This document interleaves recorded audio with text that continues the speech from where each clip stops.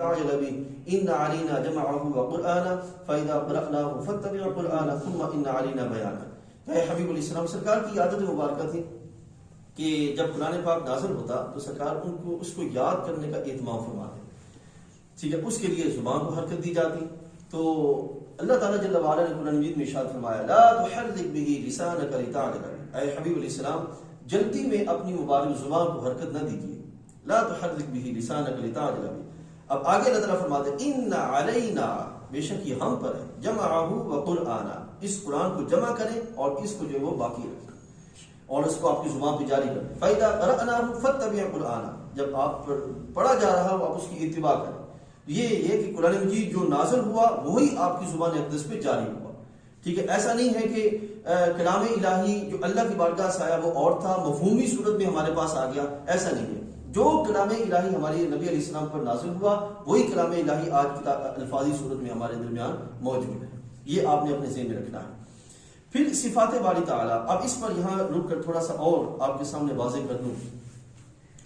ہم جو اللہ جل وعلا کے بارے میں اس کی صفات جانتے ہیں کہ وہ سنتا ہے، وہ دیکھتا ہے، مشکلات کو دور فرماتا ہے، تکالیف کو دور فرماتا ہے، آسانیاں پیدا فرماتا ہے، یہ محض ہمارا وہم نہیں ہے، یہ محض ہمارا گمان نہیں ہے. جیسا کہ مشرکین نے اپنے بتوں کے بارے میں گھڑ دیا. مشرکین کا اپنے بتوں کے بارے میں محض وہم ہے، محض گمان ہے. جس طرح خود سے انہوں نے اپنے بتوں کی صورت بنا کر ان کے سامنے ان کے بارے میں یہ گمان کر لیا کہ یہ معبود ہیں، ان کے بارے میں گمان کر لیا کہ یہ میری مشکلوں کو دور کرتے ہیں، ان کے بارے میں گمان کر لیا کہ یہ لائق عبادت ہے. تو ان کا یہ فرق آپ نے یاد رکھنا ہے کہ ان کا اپنے بتوں کے بارے میں محض وہم ہے، حقیقت نہیں ہے. اور ہمارے پاس ہم جو اللہ جل وعلا کے بارے میں عقائد رکھتے ہیں یہ ہمارا وہم نہیں ہے بلکہ یہ اللہ کا عطا کردہ کلام ہے. قرآن مجید میں شریعت مطالعہ میں جو بیان کیا گیا جس کو علماء حق نے اخذ کر کے ہم تک پہنچایا کہ جو حقائق اللہ نے اپنے بارے میں، کیوں؟ اس لیے کہ ہم میں سے کوئی بھی عقل سے اللہ تعالیٰ کی ذات و صفات کا ادراک نہیں کر سکتا. عقل سے اللہ تعالیٰ کی ذات و صفات کا ادراک نہیں کر سکتا. خود اس نے کرم فرمایا اور اپنے کرم سے اپنے بارے میں جو اس کی ذات و صفات اس کی شان کے لائق ہیں وہ اس نے اپنے حبیب علیہ السلام کے ذریعے ہم تک پہنچائے. ٹھیک ہے، ہم جو پڑھ رہے ہیں یہ وہ ذات و صفات کا علم ہے جو خود اپنے رسول علیہ السلام کو اللہ تعالیٰ نے عطا فرمایا. لہذا مشرکین میں اور ہم میں یہ فرق ہے. مشرکین کا معاملہ کیا ہے کہ انہوں نے خود سے اپنے بتوں کے بارے میں گھڑ دیا، زعم کر لیا، گمان کر لیا کہ یہ ایسے ہیں، یہ ایسے ہیں، یہ ایسے ہیں، ان میں یہ شان ہے، یہ شان ہے، یہ شان ہے. ٹھیک ہے، حالانکہ دوسری طرف ہمارا معاملہ ان کے بالکل برعکس ہے کہ ہم اس علم پر یقین رکھے ہوئے ہیں جو اللہ تعالیٰ نے اپنے بارگاہ سے اپنے رسول علیہ السلام کے ذریعے ہم تک پہنچایا. ایک اور فرق ہے میں جو آپ کے سامنے واضح کرنا چاہوں گا. ایک ہے مشرکین کا اپنے بتوں کے بارے میں گھڑ لینا، گمان کر لینا کہ ان میں یہ وصف ہے.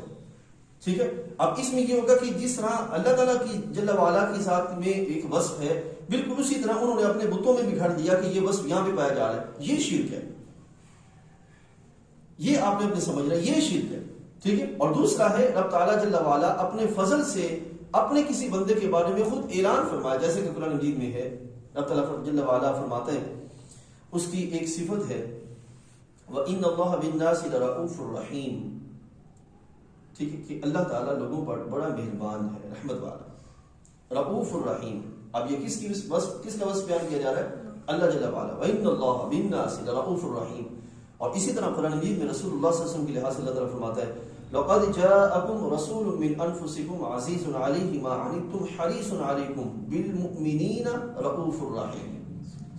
ٹھیک ہے، اب ایک ہی وصف ہے جو اللہ تعالیٰ اپنے لیے بیان فرما رہا ہے اور وہی وصف خود وہ اپنے رسول علیہ السلام کے لحاظ سے بیان فرما رہا ہے. تو یہاں پہ فرق سمجھنا ہے.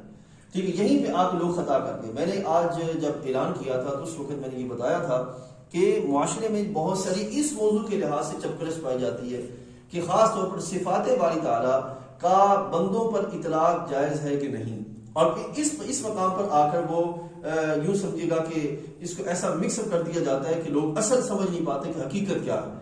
شرک کہاں پہ ہوگا؟ جس طرح مشرکین محض اپنے گمان سے کسی شے میں کوئی وصف جو اللہ تعالیٰ کی شان کے لائق ہے وہ مان لیں اور اس کو مکمل جس طرح اللہ تعالیٰ کی شان کے لائق ہے اسی طرح وہاں پہ مان لیں تو وہ کیا ہو جائے گا؟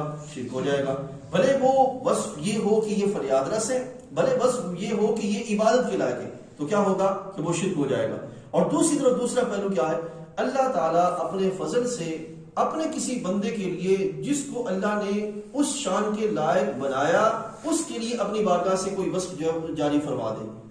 تو اب یہ دو چیزیں ہیں، ایک پر ہوگا عطا، یعنی کہ اللہ تعالیٰ اس کو عطا فرما رہا ہے، اور ایک ہے جو عطا سے نہیں محض اپنے گمان سے کسی کے لیے گھٹ رہا ہے کوئی شے، ٹھیک ہے نا، جو کسی کے لیے خود سے کوئی شے گھٹ رہا ہو وہ جائے گا شرک کی طرف، اور جو عطائے الہی ہو اس کو شرک نہیں کہا جائے گا، کیونکہ خود اللہ تعالیٰ خود اپنے لیے فرماتا ہے رؤوف الرحیم، اور اپنے نبی علیہ السلام کے لیے بھی فرماتا ہے رؤوف الرحیم. تو یہاں پر کیا کیفیت ہے، انشاءاللہ جب ہم آگے بڑھیں گے نیا ایک کورس شروع کریں گے، اس میں صفات باری تعالیٰ اور بندوں پر اس کی اطلاق کے لحاظ سے بیان کریں گے کہ بندوں پر جب صفات باری تعالیٰ کا اطلاق ہوگا تو وہ صرف جب اللہ کی ذات میں مانی جائے گی تو وہ صفت ہوگی حقیقی. کیا ہوگی؟ حقیقی. اور جب اسی کا اطلاق کسی بندے پر ہوگا جو اس کی شان کے اللہ تعالیٰ جل وعلا نے اپنے فضل سے اس پہ جب وہ بیان فرمایا تو وہ ہوگا مجازی. کیا ہوگا؟ حقیقتاً وہی ہے جو اس صفت کے لائق ہے، لیکن اس نے ایک جزئی کے تحت، یوں سمجھے گا کہ اب ایک مثال آپ کے سامنے عرض کی دیتا ہوں. ماں باپ ہیں، اللہ تعالیٰ نے ان کی طبیعت میں رحمت و شفقت رکھی ہے،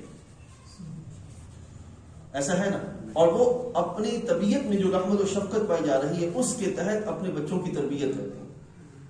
یہ کتنی چیزیں پائی جا رہی ہیں، رحمت ہے، شفقت ہے، پھر آگے ان کا تربیت کرنا ہے، مربی ہونا ہے، یہ تینوں چیزیں پائی جا رہی ہیں. حالانکہ رحمت و شفقت تو اصلاً اللہ کی بارگاہ کے لائق ہے، لیکن اس نے مجازی طور پر اپنے بندوں میں یہ صفت رکھی اور پھر ان کے ذریعے پھر ان کو جو قربان چڑھایا. تو قرآن مجید میں رب کائنات جل وعلا نے بندوں کے لحاظ سے یہ استعمال فرمایا، کما ربیانی صغیرہ، میرے چھوٹے رب. سمجھا گیا؟ اسی طرح مجازی طور پر اب اس کو میں ایک اور مثال آپ کے ذریعے سمجھاتا ہوں، آسان ہو جائے گا آپ کے سمجھنے. دریا کے قریب جائیں اور آگے سے آپ کو کوئی بندہ آتا وہ دکھائی دے اور وہ آپ کو کہے کشتی چل رہی ہے. اب آپ نے سمجھنا ہے تھوڑا سا، کشتی چل رہی ہے، تو آپ کیا اسے کہیں گے تم جھوٹ بول رہے ہو؟ دریا میں کشتی چل رہی ہو اور وہ آ کے کہے کہ بھائی کشتی چل رہی ہے، آپ دیکھیں بھی کہ کشتی چل رہی ہے، تو کیا آپ اس کا یہ کہنا کہ کشتی چل رہی ہے جھوٹ کہیں گے؟ نہیں، جھوٹ نہیں کہیں گے. کیوں؟ جو ظاہر نظر آ رہا ہے وہ یہی ہے، لیکن کیا آپ غور کریں کہ کشتی جو ہے کیا وہ چلتی ہے؟ آپ غور کریں، کیا کشتی چلتی ہے؟ آپ کشتی کو اٹھا کے زمین پہ رکھ دیں تو کشتی تو حرکت نہیں کر سکتی، اس کو پانی پہ رکھ دیں اور باندھ دیں تب بھی وہ حرکت نہیں کر سکتی. اب حرکت کرنے والی شے کون سی ہے؟ اصلاً وہ چپوں سے جو نیچے پانی کو حرکت دیا جا رہا ہے تو اس حرکت کے سبب کشتی حرکت کر رہی ہے. تو حرکت اصلاً پانی کی ہے، ٹھیک ہے، اور اس حرکت کے سبب آگے جو کشتی حرکت کر رہی ہے تو اصلاً وہ صفت ہوگی پانی کی. تو مجازی طور پر کس پہ بولا جا رہا ہے؟ کشتی پر، بلا تشبیہ و بلا تمثیل. اصلاً حرکت کرنے والی جو مدد کرنے والی ذات ہے وہ اللہ تعالیٰ کی ذات ہے.